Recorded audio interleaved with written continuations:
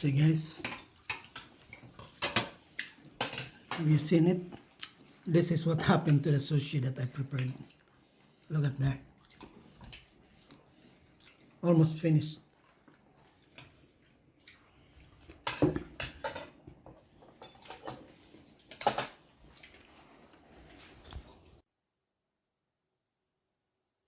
Hello guys, good afternoon again.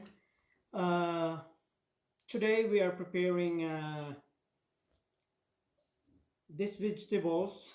I have pre-cut them because I'm using them for sushi. So we are going to do maki, sushi maki, and nigiri. So I am preparing. We have the cucumber here, some carrots, paprika, some julienne of the same vegetables.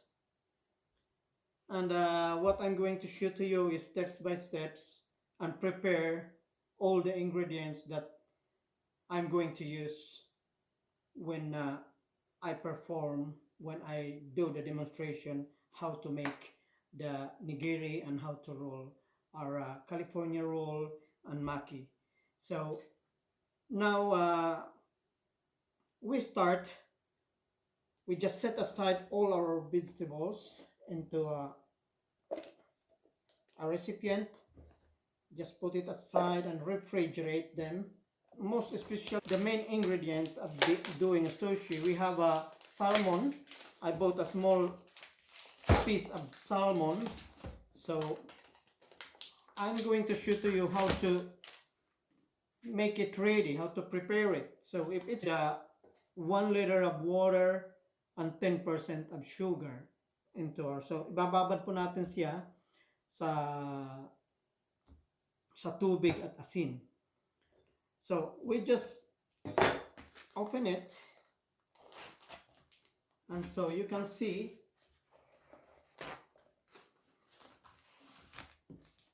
kailangan po natin itong, kasi presko siya. So kailangan po natin siyang linisin sandali,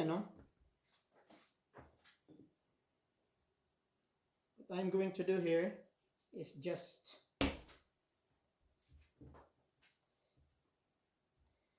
to take the skin of this fillet, so it's really fresh. I'm going to get a special knife. So what to do here, guys, is I took out my long knife, so I'm going to clean it a little bit. This excess, you see this white here, these are excess, so we don't want to eat it like that.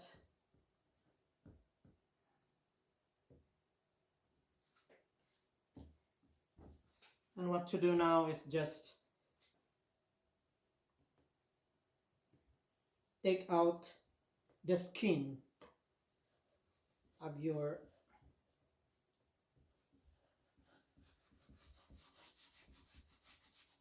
so now it's a skinless.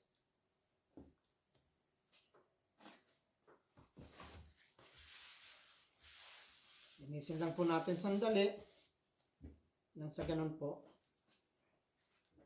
So what to do is when we cut a sushi, we need 4 fingers like that, and then we cut. So there,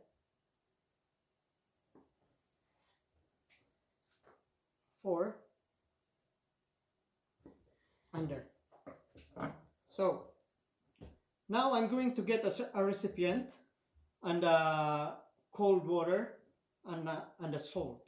So we marinate it for at least 20 minutes. So guys, here we got a liter of water.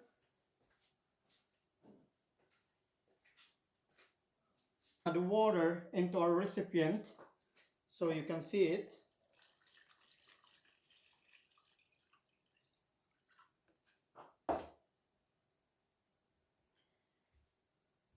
and 100 grams of salt. So 1 liter of water and 100 grams of salt.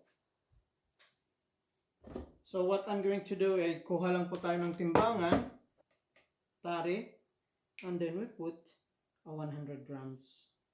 We get a 100 grams of salt, and so we just pour it into our water and dissolve it there. So this is a very quick process. So we just dissolve the salt very quickly.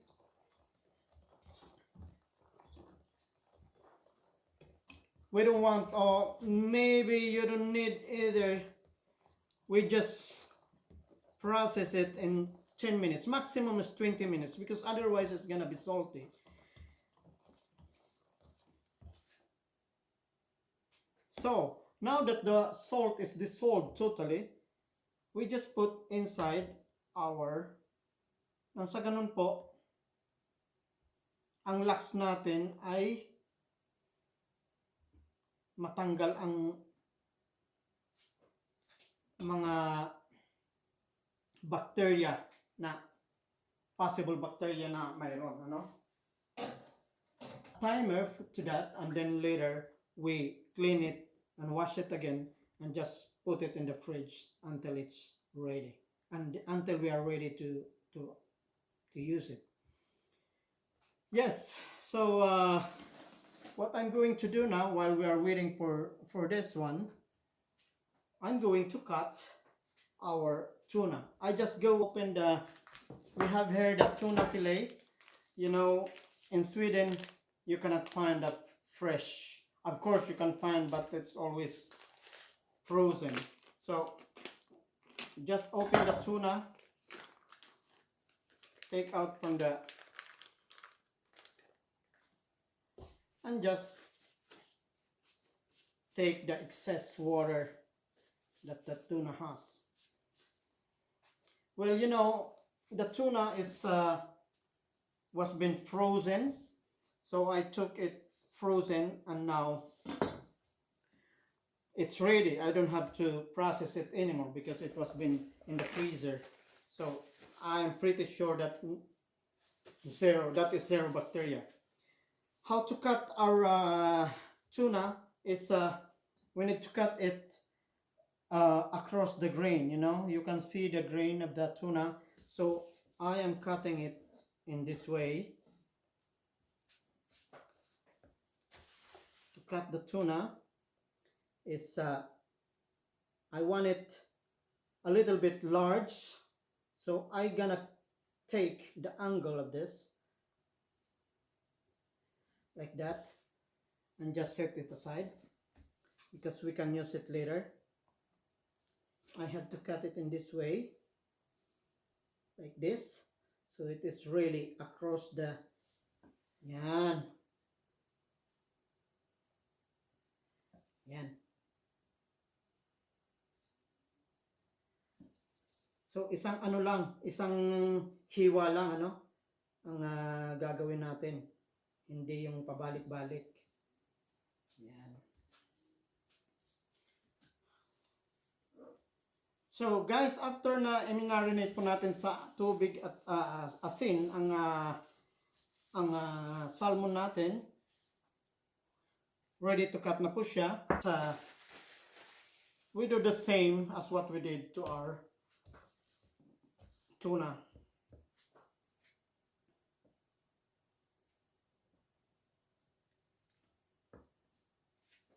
Yan. So manipis na hiwa lang po. Yan.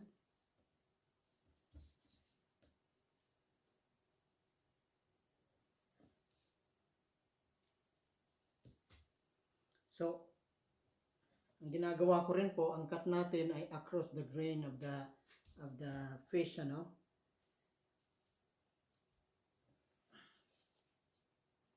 Yan. Guys, kagaya ng naipakita ko po sa inyo, sa mga ingredients na gagamitin natin, Pagkatapos nating mahiwa yung tuna fillet at saka yung salmon fillet, ngayon ay just a simple mayonnaise with sriracha. So I bought mayonnaise. So it's medyo mabilis po yung paggawa natin. So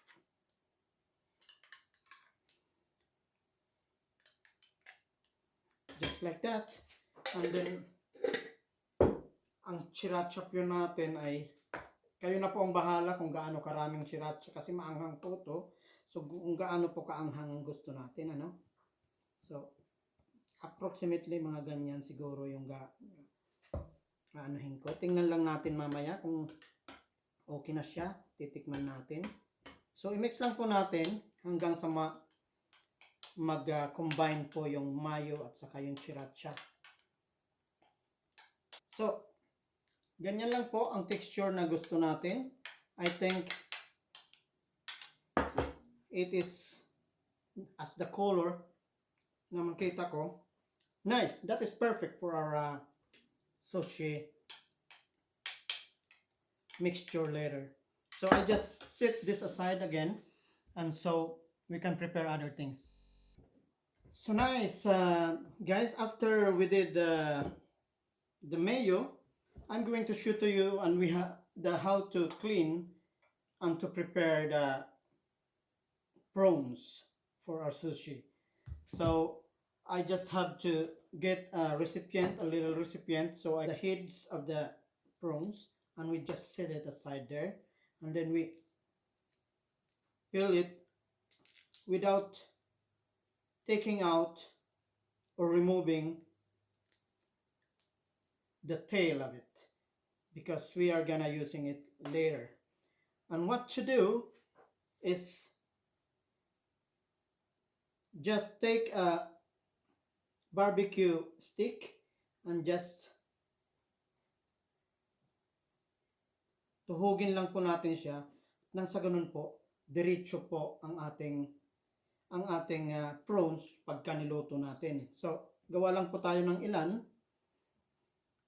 So tanggalin lang po yung ulo, and then balatan po natin hanggang sa dulo without taking out, of course, as I told you before, the tail of the prawns.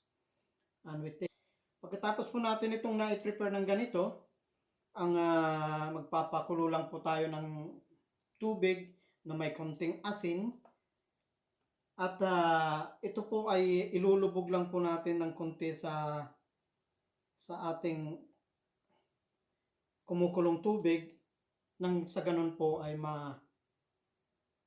poach lang po ang gagawin natin dito, no? So sandaling-sandali lang po sa mainit na tubig.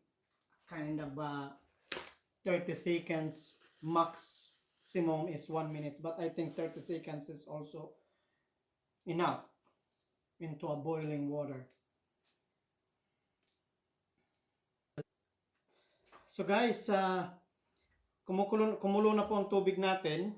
So what I'm going to do now is just lulubog ko lang po, no? I just have to dip all the prawns that we prepared. I think 1 minute under the water, it should be enough. So we will try 1 minute. Tanggalin na po natin. Ayan na po siya. Tignan niyo po. Ayan. So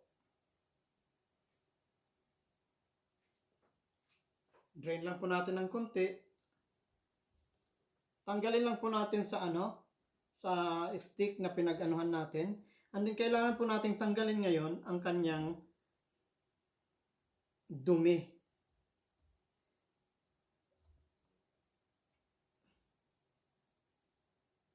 I mean, yung intestine po niya ay nasa likod po, dito po sa likod ng prawn. So, kailangan po nating ng incision na hindi po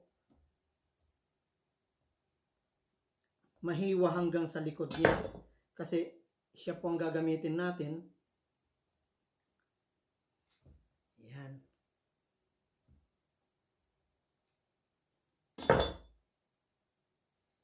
So ayan po, oh. May maliit po na. Ayan, ito po ang kinakailangan natin na tatanggalin. Tanggalin po natin yan.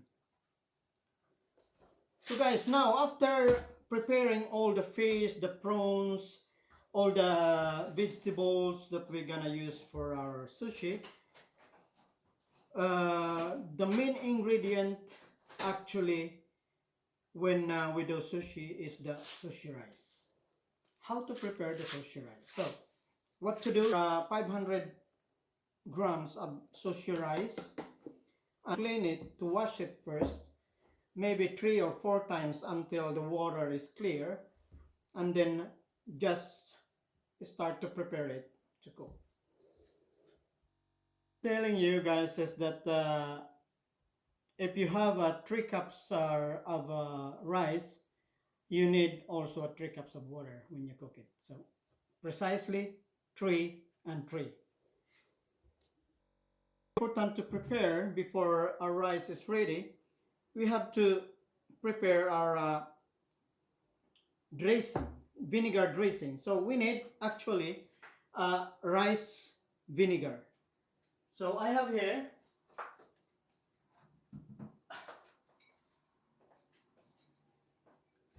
a sushi rice vinegar. So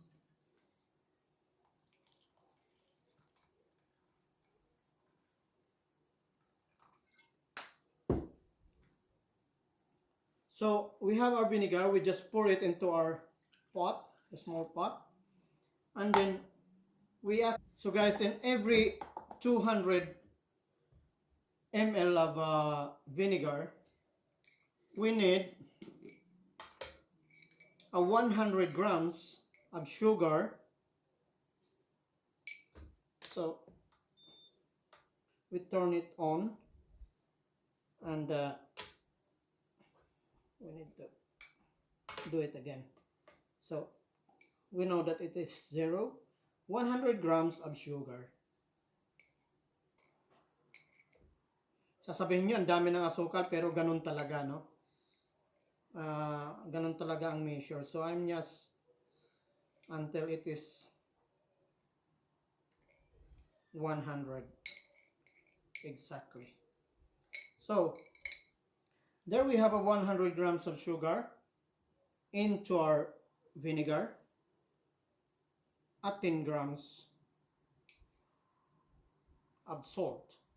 So it's a kind of a 2 teaspoons therein. And then what to do, we just have to dissolve all the sugar and the salt that we have mixed to our vinegar, just to be sure that they are dissolved. So this vinegar dressing, this will serve as our, we have to dress our sushi rice after it's done. We mix it like this until we know that the salt and vinegar are dissolved. So guys, ang sa tingin ko po, ang kanin po natin, ang niluto po nating sushi rice ay luto na after 30 minutes. So I think it's done. So what I'm going to do now is just transfer it to this bowl, and then just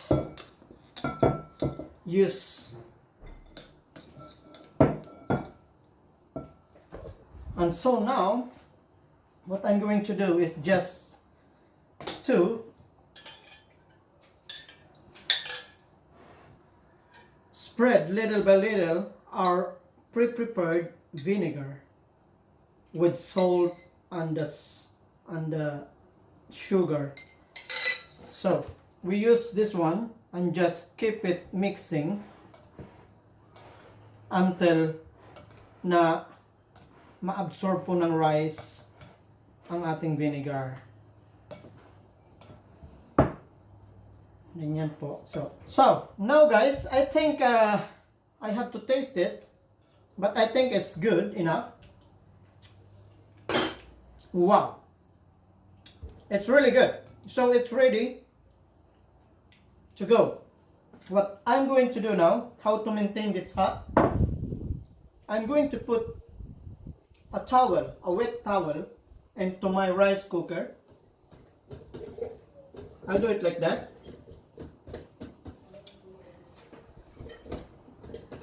And of course, you have to be sure that it is clean towel rice cooker.